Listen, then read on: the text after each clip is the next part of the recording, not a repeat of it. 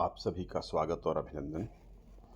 आज के अध्ययन सत्र में हम हड़प्पा सभ्यता या सिंधु सभ्यता, सिंधु घाटी की सभ्यता, वस्तुतः इस सभ्यता को सरस्वती नदी घाटी की सभ्यता कहा जाना चाहिए अथवा सिंधु सरस्वती या सरस्वती सिंधु घाटी की सभ्यता कहा जाना चाहिए। तो हड़प्पा सभ्यता के नाम से अथवा सिंधु सभ्यता या जैसा मैंने कहा सरस्वती नदी घाटी की सभ्यता या सिंधु सरस्वती की सभ्यता के विषय में आज हम बात करेंगे। सर्वप्रथम पृष्ठभूमि देखेंगे, किस प्रकार की स्थिति थी, किस प्रकार से सभ्यता का उदय हुआ। फिर इस सभ्यता की खोज के विषय में हम चर्चा करेंगे, किस प्रकार से इसके संपर्क में अंग्रेज सरकार के जो सदस्य थे हमारे देश में वो आए और किस प्रकार से इसकी खोज हुई। फिर सभ्यता के निर्माता कौन थे, स्वदेशी थे, विदेशी मूल के थे, इस पर चर्चा करके उसका निष्कर्ष प्रस्तुत करेंगे। फिर इसका काल या इसकी तिथि क्या थी। सामान्य तौर पर 3000 के आसपास इसका काल स्वीकार किया जाता है, किंतु आधुनिक खोजों से और जो खुदाई हुई है उससे सभ्यता का काल बहुत पुराना चला जाता है। तो इस पर हम बात करेंगे और उसके बाद भारत में कहाँ कहाँ तक इस सभ्यता का प्रसार है, विस्तार कहाँ तक है, इस पर विस्तार पूर्वक चर्चा करेंगे।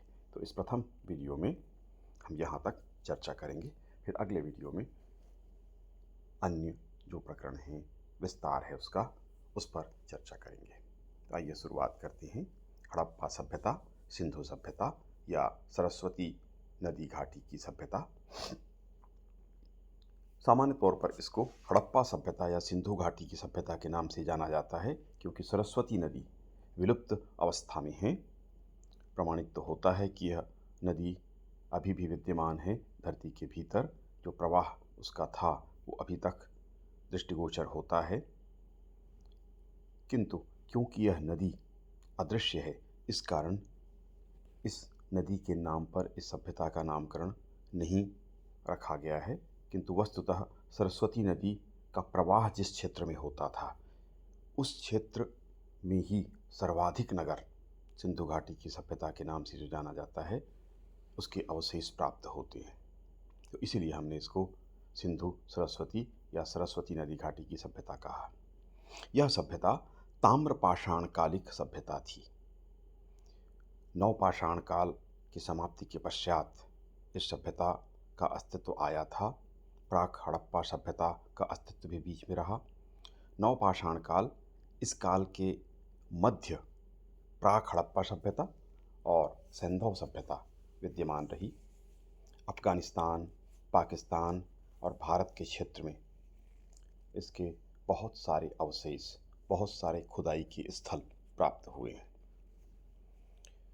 प्राक हड़प्पा सभ्यता में भी बहुत सारे स्थल प्राप्त हुए हैं। कालीबंगा में, कोट दीजी, राखी गढ़ी में भी इसके अवशेष अब प्राप्त होने लगे हैं। 1920-21 में दयाराम साहनी ने जॉन मार्शल, जो पुरातत्व सर्वेक्षण विभाग के महानिदेशक थे, उनके निर्देशन में खुदाई की थी। हड़प्पा की खुदाई पहले हुई थी, 1920-21 में ये खुदाई हुई। हड़प्पा जो क्षेत्र है रावी नदी के तट पर जिला मोंटगोमरी में स्थित है। 1922 में लरकाना जिले में खुदाई हुई सिंधु नदी के तट पर, ये पाकिस्तान में है। रखालदास बनर्जी ने ये खुदाई का कार्य शुरू किया था। मोइनजोदाड़ो नाम का जो स्थान है, मृतकों का टीला जिस शब्द का अर्थ होता है, ये 1922 में खुदाई हुई। और इन खुदाइयों से 1921-22 की खुदाइयों से मोहनजोदड़ो और हड़प्पा के नाम से हम जानते हैं भारतीय सभ्यता विश्व की प्राचीनतम सभ्यताओं के कतार में स्थापित हो गया। इसके पहले जो ज्ञात सभ्यता थी भारत की, वो वैदिक सभ्यता रही थी। उससे भी प्राचीन सभ्यता इसको कहा गया। यद्यपि इसमें भी विवाद है, क्योंकि वैदिक सभ्यता के प्रमाण भी बहुत प्राचीन काल के प्राप्त होने लगे हैं, इसलिए ये पुरातत्व का विषय है।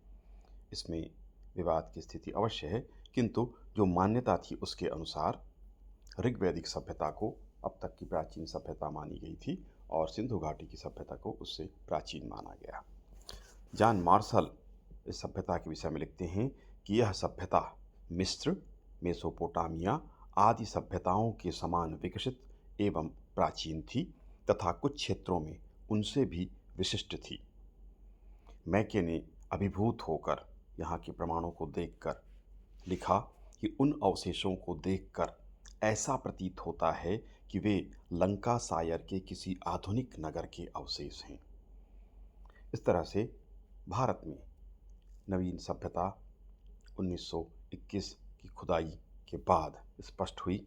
यद्यपि इसके प्रमाण कई तरह से मिल रहे थे, तब कहीं जाकर ये खुदाई हो पाई थी। और आप सभी को ज्ञात है उस समय हमारा देश परतंत्र था, अंग्रेज़ों की अधीन था, इसलिए बहुत जल्दी यह कार्य संपन्न नहीं हो पाया था, जबकि इसकी जानकारी 1826 से ही प्राप्त होनी शुरू हो गई थी। सभ्यता की खोज देख लेते हैं किस प्रकार से हुई। 1826 में चार्ल्स मैसन जो था उसने इस क्षेत्र को देखा था और उसे इसका आभास हुआ था कि यहाँ पर पुरातत्व स्थल हो सकते हैं। 1831 में कर्नल बर्न्स, स्पष्ट है सैन्य अधिकारी थे, राजा रणजीत सिंह से मिलने, पंजाब के जो राजा थे उस समय राजा रणजीत सिंह, उससे मिलने जा रहे थे। तब उन्होंने इन स्थलों को पार किया था और उसने भी इन क्षेत्रों को देखा और उसे भी इस बात का आभास हुआ कि यह पुरातत्व स्थल हो सकते हैं। 1853 से 1857 तक अलेक्जेंडर कनिंघम ने इस क्षेत्र का 2 बार निरीक्षण किया, 1853 और 1857 में। यह सीधे पुरातत्व से संबंधित था, उसे भी यह ज्ञात हो गया कि यह पुरातत्व स्थल हैं। 1856 में लाहौर मुल्तान रेल पथ का निर्माण किया जा रहा था अंग्रेज़ों के द्वारा, और उस समय यहाँ पर जब खुदाई की गई तो अनेक ऐसे स्थल मिले, वहाँ की ईंटें मिली और उन ईंटों का प्रयोग रेलवे लाइन को बनाने में भी कर दिया गया। जबकि ये बात बार बार स्पष्ट हो रही थी कि यह पुरातत्व स्थल है, मकान के अवशेष भी मिले, लाशों के अवशेष भी मिले, और उससे पूरी तरह से स्पष्ट हो गया कि यह पुरातत्व स्थल है, इसके नीचे नगर दबा हुआ है। तब कहीं जाकर 1856 से ये बात पूरी तरीके से स्पष्ट हो चुकी थी, जबकि 1826 से ही बातें शुरू हो गई थी, किंतु परतंत्रता के कारण खुदाई का कार्य नहीं हुआ। यह जाकर 1920-21 में दयाराम साहनी, जॉन मार्शल, जैसे हमने चर्चा की, हड़प्पा नगर के क्षेत्र की खुदाई पहले बार हुई। फिर 1922 में मोहनजोदड़ो, मृतकों का टीला, स्थानीय भाषा में इसका अर्थ होता है मृतकों का टीला, क्योंकि खुदाई से कई लाशें बाहर आती थीं, नरकंकाल बाहर आते थे। इस कारण से इसका नाम स्थानीय लोगों ने पहले ही मोहनजोदड़ो रख दिया था। 1935 में चन्हूदड़ो, 1935 में डॉक्टर मैके के नेतृत्व में खुदाई हुई। 1935 में ही रोपड़, रंगपुर माधो स्वरूप वत्स के नेतृत्व में खुदाई का कार्य हुआ। राखीगढ़ी वर्तमान में हरियाणा में ये खुदाई का क्षेत्र व्यापक हुआ है। सरस्वती नदी के तट पर बड़ा नगर, हजारों स्थल इसके पश्चात प्राप्त हुए। वीराना या भिरडाना फतेहाबाद में हरियाणा में वर्तमान में जो सभ्यता को 7000 से ऊपर 7570 ईस्वी पूर्व का इसको आंका जा रहा है, यहाँ तक इसके काल का विस्तार हो चुका है। तो इस तरह से 1826 में चार्ल्स मेसन से ये प्रक्रिया शुरू हुई थी, कर्नल बर्न्स, फिर अलेक्जेंडर, और उसके बाद फिर 1920-21 में कहीं जा कर के यहाँ पर खुदाई का कार्य प्रारंभ हुआ और इस तरह से इस सभ्यता की स्पष्ट रूप से खोज कर ली गई। अब हम देखेंगे इस सभ्यता के निर्माता किन को माना जाता है। 2 इसमें मुख्य मत हैं। एक विदेशी मूल का मत, जिसमें सुमेरु सभ्यता या मेसोपोटामिया का क्षेत्र है, उसको आधार मानकर कुछ विद्वानों ने ये मत रखा है। तो एक है विदेशी होने का, कि सभ्यता का निर्माण विदेशी लोगों के द्वारा किया गया था, और दूसरा स्वदेशी मत है कि भारतीय मूल के लोग थे, इन्होंने इस सभ्यता का विस्तार किया था। विदेशी मत के अंतर्गत सुमेर सभ्यता या मेसोपोटामिया नाम के स्थान पर सुमेर सभ्यता का विकास हुआ था। दो आब है, दो नदियां हैं, दजला और फुरात नदियां हैं। इन नदियों के मध्य में मेसोपोटामिया का क्षेत्र था, जहां पर सुमेर सभ्यता का विकास हुआ था। उससे सिंधु घाटी की सभ्यता या इस सभ्यता की समानता है। समानता ये है कि नस्ल एक प्रतीत होता है, इस कारण वही इसके निर्माता थे, ऐसा कहा जाता है। दूसरा मत है कि सुमेरु सभ्यता को सिंधु घाटी की सभ्यता से पूर्व की सभ्यता इस समय तक माना जाता था। यद्यपि अब जो प्रमाण मिल रहे हैं उससे सुमेरु सभ्यता से भी सिंधु सभ्यता प्राचीन सिद्ध हो रही है, किंतु उस समय के आधार पर यह तर्क दिया गया कि ये प्राचीन सभ्यता थी, उससे वहीं के लोग यहाँ पर आकर के सिंधु घाटी की सभ्यता का विकास उन्होंने किया था। नगर जीवन जो वहाँ का है और सिंधु सभ्यता के जो नगर जीवन का अवशेष मिला है, उनमें समानता है। ताम्र पाषाण का प्रयोग दोनों स्थलों पर हुआ है। कांस्य का, ताम्र का, पाषाण का प्रयोग इन दोनों सभ्यताओं में प्राप्त होता है। चाक का प्रयोग सुमेरु सभ्यता में भी है, यहाँ पर भी है। मृद भांड बड़े पैमाने पर मिले हैं, उनमें भी समानता दृष्टिगोचर होती है। कच्ची और पक्की ईंटों का प्रयोग, लेखन की जो कला है, इन सभी में समानता के आधार पर ये माना जाता है कि इस सभ्यता ने, सुमेरु सभ्यता ने, या वहीं के निवासी थे, इन्होंने इस सभ्यता या सिंधु सभ्यता का निर्माण किया था। निर्माता एक ही थे, ऐसा माना गया, किंतु इस मत का खंडन भी किया जाता है, अस्वीकार किया जाता है। इन सभ्यता के जो अवशेष हैं दोनों में, इसमें पर्याप्त भेद हमें मिलते हैं। मृद भांडों में पर्याप्त अंतर मिलता है। मोहरों और मूर्तियों में भिन्नता हमको पता चलती है। लिपि लिखने का जो ढंग है, उसके जो अक्षर हैं लिपि के, उनमें पर्याप्त भिन्नता है, जबकि इन चीज़ों में समानता अवश्य मिलनी चाहिए थी। समानता कम है, विभिन्नता अधिक है, इसलिए इसको स्वीकार नहीं किया जाता।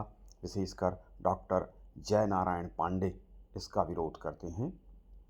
सिंधु सभ्यता के अवशेष अब तक 7570 ईस्वी पूर्व के मिल चुके हैं, जो सुमेरु सभ्यता से प्राचीन है।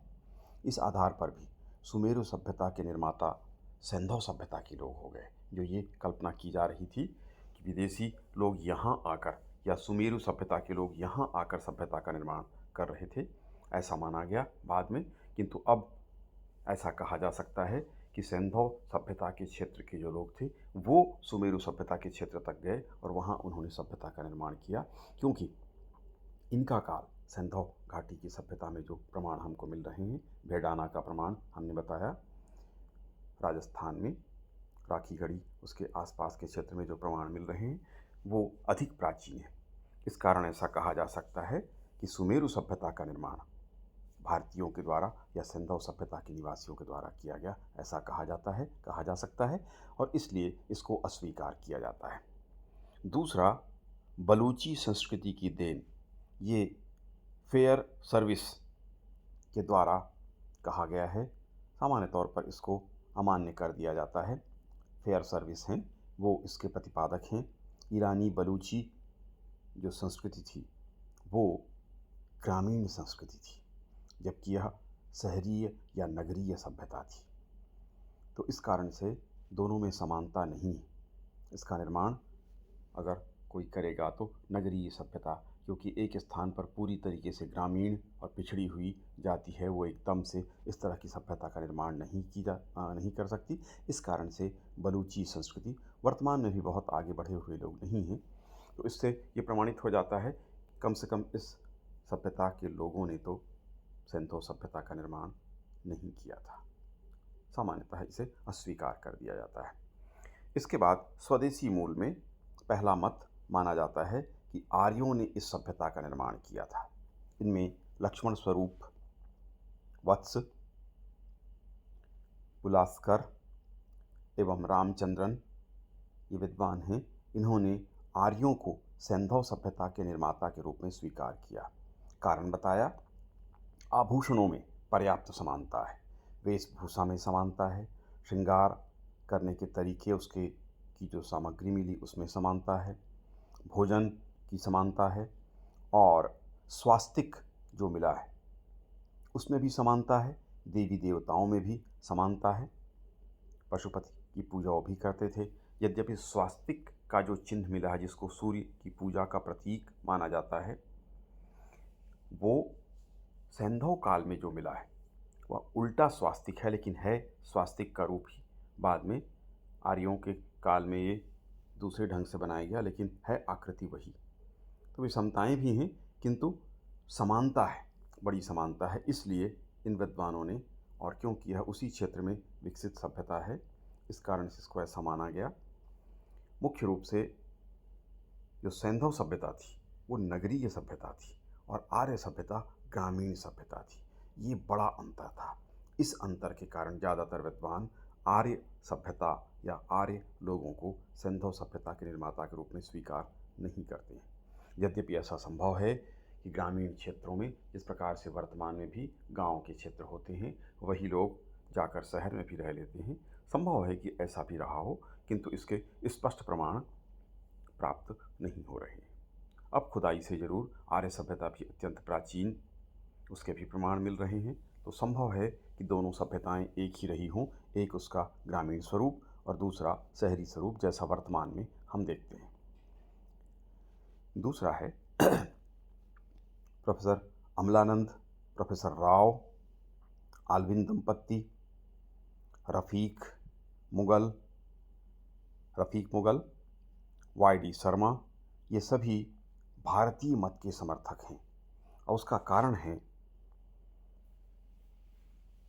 कि भारतीयता के तत्व इसमें अत्यधिक मिलते हैं। बहुत सारे सभ्यता के प्रमाण इसके पूर्व के भी मिले हैं, जैसे प्राक सैंधव सभ्यता का प्रमाण मिलता है। कोटदीजी में, कालीबंगा में ये प्रमाण मिले हैं, और उनसे विकसित होते हुए सैंधव सभ्यता का विकास हुआ है। इससे प्रमाणित हो जाता है कि इसी क्षेत्र में इस सभ्यता का क्रमशः विकास हुआ।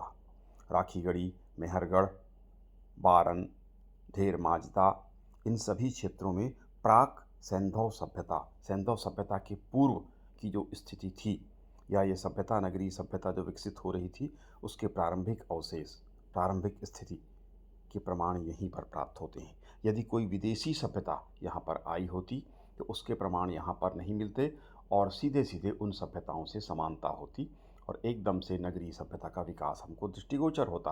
किंतु सभ्यता का विकास क्रमशः यहीं इसी स्थान पर हमको प्राप्त होता है, प्राक हड़प्पा सभ्यता से, प्राक सैंधव सभ्यता से। सैंधव सभ्यता के पूर्व किस तरह से इस सभ्यता का धीरे धीरे विकास हुआ था, उसके विकास की अवस्था हम यहाँ पर देख सकते हैं, जिससे प्रमाणित हो जाता है कि इस सभ्यता का विकास भारतीय क्षेत्र में ही हुआ था। बीकानेर क्षेत्र में सोथी संस्कृति को भी इसका प्रारंभिक रूप माना जाता है। 1953 में अमलानंद घोष ने इस क्षेत्र की खोज की थी, और उन्होंने प्रमाणित करने का प्रयास किया कि सोथी सभ्यता ही सैंधव सभ्यता की निर्माता थी। धर्मपाल अग्रवाल, ब्रिजेट, आलचिन, प्रोफेसर राव आदि विद्वान भी इस बात से सहमत हैं कि सोथी संस्कृति के साथ निश्चित रूप से सैंधव सभ्यता का संबंध रहा होगा। रखाल दास बनर्जी हैं, वो अनार्य लोगों को इसका निर्माता मानते हैं। वो मानते हैं कि द्रविड़ों ने इस सभ्यता का निर्माण किया था। उन्होंने भाषा के आधार पर इसको प्रमाणित करने का प्रयास किया था, यद्यपि ज़्यादातर विद्वान इसको स्वीकार नहीं करते हैं। द्रविड़ियन सभ्यता है वो दक्षिण भारत में विकसित थी, और ये उत्तर पश्चिमी भारत में था।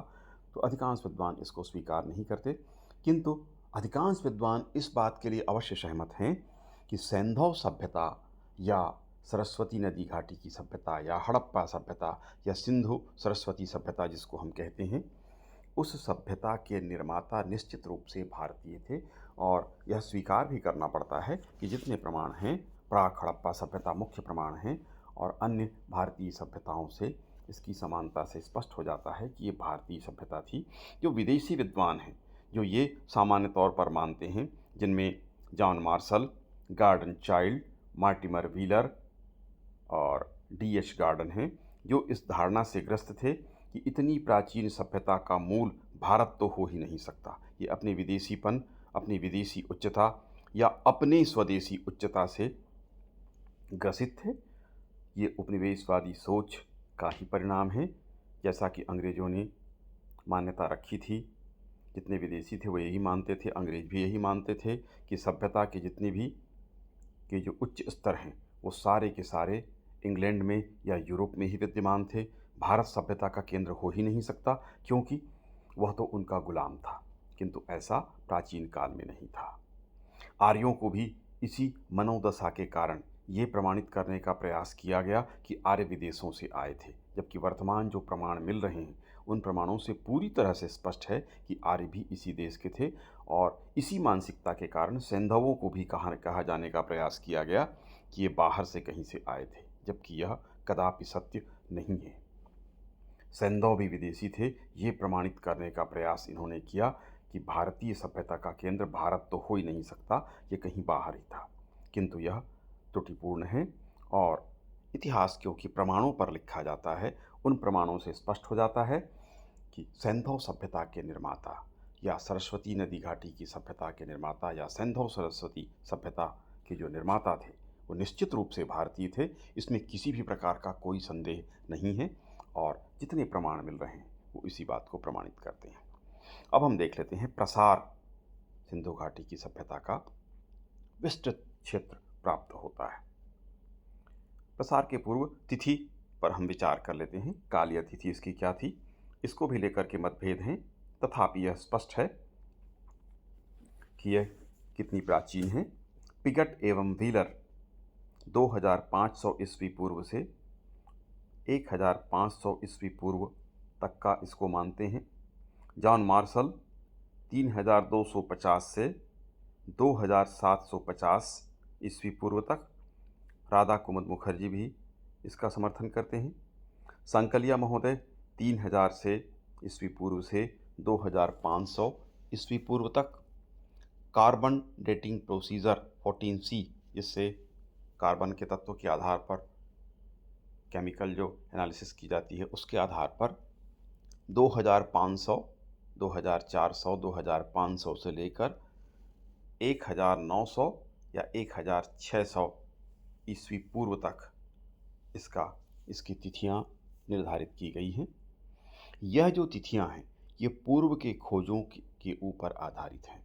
अब नए स्थलों में जो खुदाई हुई है उससे इसका काल बहुत आगे जा चुका है। 1997 में वीराना या भिरडाना हरियाणा में जो अवशेष प्राप्त हुए हैं वो 7570 ईस्वी पूर्व के आंके गए। अतः प्रारंभ इसका कहीं और पूर्व में था।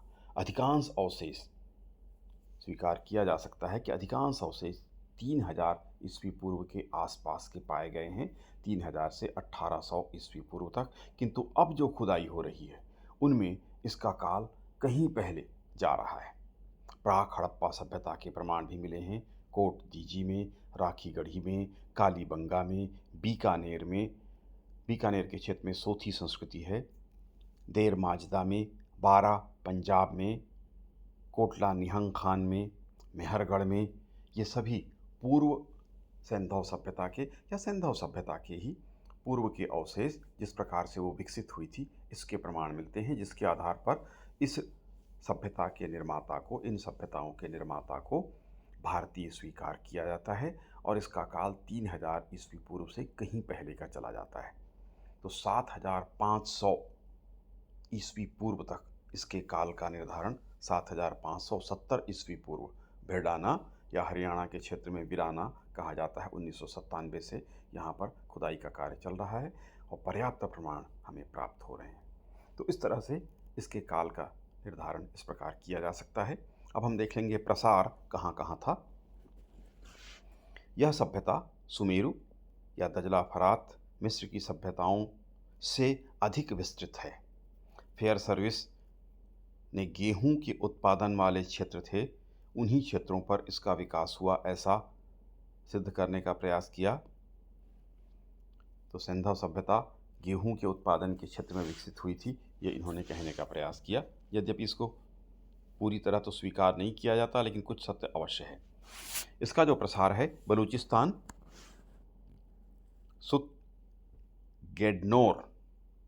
सुतगेडनोर, सोतका कोह एवं डाबरकोट, ये बलूचिस्तान के स्थल हैं।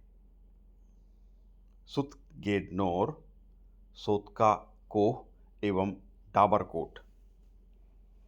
सुतका गैन्नोर कराची से 300 किलोमीटर दूर है। 1927 में ये खोजा गया था, स्टाइन ने इस क्षेत्र को खोजा था। सोतका कोह का खोज डेल्स ने 1926 में किया था। डाबरकोट उत्तरी बलूचिस्तान की पहाड़ी का क्षेत्र है। विशेष उत्खनन यहाँ पर नहीं हो पाया है, किंतु यह भी पुरातत्व स्थल है। तो ये क्षेत्र हैं बलूचिस्तान के। सिंध में मोहनजोदड़ो ज्ञात है। कोट दीजी मोहनजोदड़ो से 40 किलोमीटर दूर है। 1955 से 57 में फजल अहमद खान ने उत्खनन कराया था। सिंधव सभ्यता तल के नीचे एक और सभ्यता कोट दीजी सभ्यता इस क्षेत्र में प्राप्त हुई है। अली मुरीद, पाकिस्तान, सिंध में पत्थर का दुर्ग मिला, कुआं और मृण्मय मूर्तियां प्राप्त हुई हैं। जिन चट्टानों का प्रयोग किया गया है, चर्ट, फलक, सैलखड़ी, कार्नोलियन के मनके बड़े पैमाने पर प्राप्त हुए हैं। चन्हूदड़ो 1931 में एन.जी. मजूमदार और मैके ने भी कार्य किया था। मोहनजोदड़ो के दक्षिण पूर्व में 128 किलोमीटर में स्थित है। सबसे नीचे सिंधव सभ्यता, फिर झूकर सभ्यता, सबसे ऊपर झांगर सभ्यता के प्रमाण या अवशेष प्राप्त होते हैं। बर्तन, ताम्रपात्र, उसके उपकरण मनके सिंधव सभ्यता के क्षेत्र से यहाँ से प्राप्त हुए। पंजाब तक इसका विस्तार रोपड़, कोटला निहंग खान, चक 86, वाडा, संघोल, ढेर माजरा। रोपड़ यज्ञदत्त शर्मा ने खुदाई की, शिवालिक की उपत्यका में स्थित है। एक मुद्रा प्राप्त हुई है, विशेष मुद्रा प्राप्त हुई है।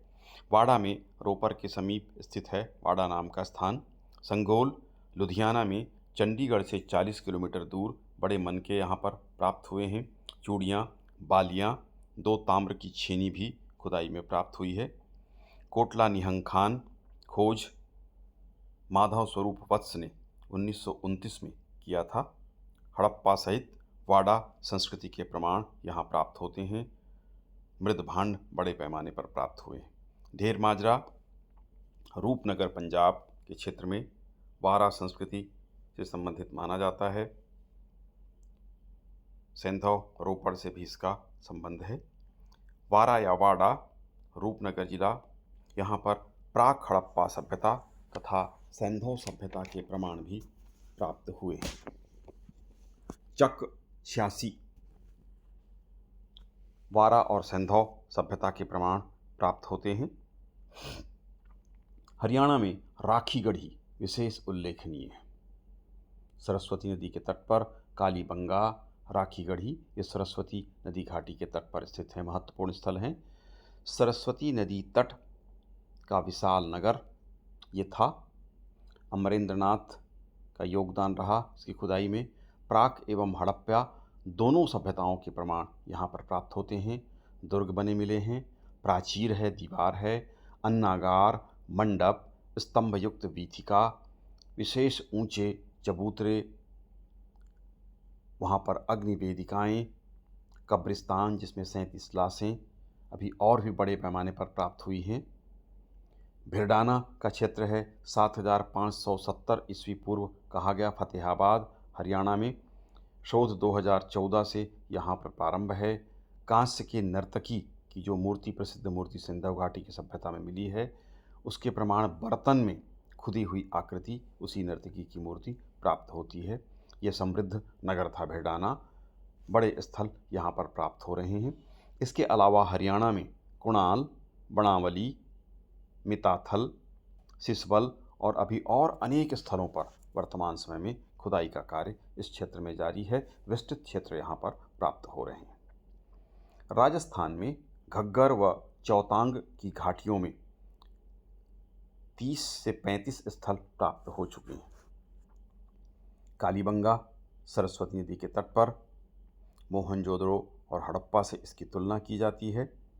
प्रसिद्ध स्थल है 2 टीले, पूर्वी टीला जिसमें पत्थर, मोती, मिट्टी की चूड़ियाँ, मिट्टी के बर्तन, पश्चिमी टीले में स्नानागार, कुएं, अग्नि के कुंड, मिट्टी के बर्तन, मुहरें भी प्राप्त हुई है।